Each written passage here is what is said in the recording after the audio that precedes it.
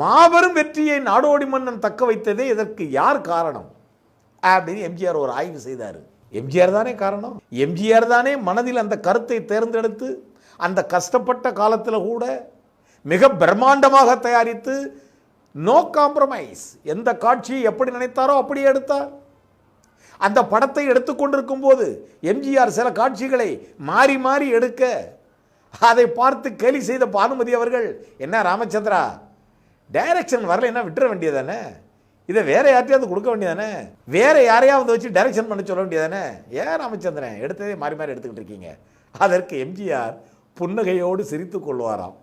இதற்கு பதில் என்ன? இது மாதிரி எத்தனை பேர் எம்ஜிஆரை கேலி செய்தார்கள். அத்தனை கேலிக்கும் பதில் எம்ஜிஆர் உடனுக்குடன் சொல்லவில்லை.